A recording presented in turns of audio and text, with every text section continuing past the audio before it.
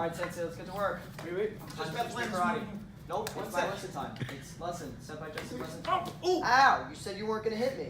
I'm trying to learn this new trick. Yeah, but you hit me.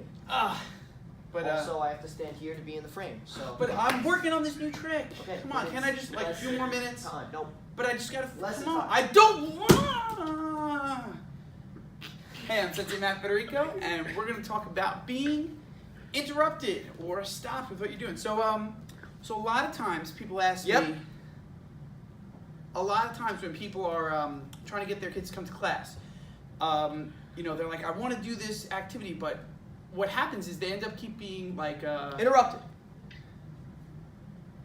And no one likes when you're actually Interrupted. in the middle of trying to do something. So I'm just trying to help. I'm just trying to get the point across. All right, so if you see what Senpai Jesse's doing, which is perfect.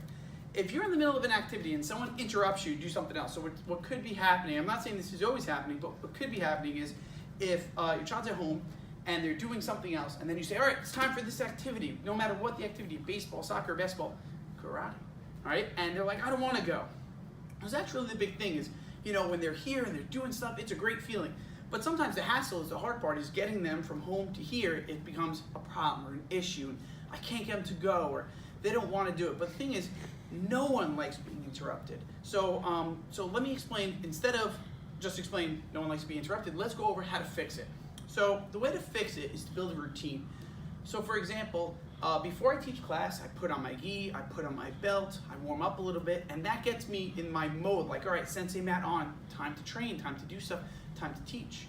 So you want to have the same thing when you're trying to do an activity. So for example, you want to make it a positive experience, something they're excited for. So you say, all right, let's do this. Today I'm going to time how fast it takes you to put on your belt. If you do it in this time, you know, you'll get this, or maybe we'll race, or maybe we'll do something, and you turn it into something that becomes a fun routine. Now sometimes it takes a little work. You have to try different things. Things that work for a 4 and 5-year-old as they get older are not going to work when they're 6, 7, 8, when they're 16, when they're 18. Things change over time, so you have to adapt too. You have to make sure that you're changing and trying different things. But as long as you come up with different things to motivate them and get them excited, it's going to help them break into that routine, and it's going to make it a positive experience. So instead of being like, oh my God, it's time for karate, you're going to be like, hey, it's time for you to show me what you're going to work on today, or it's time for you to show me that new karate move before you go in today. And you make it a fun experience. And I'm telling you, it'll make all those times and trips to karate that much better. I'm Sensei Federico, that's Senpai Jesse, and that's just another tip on how to make a great routine for karate class.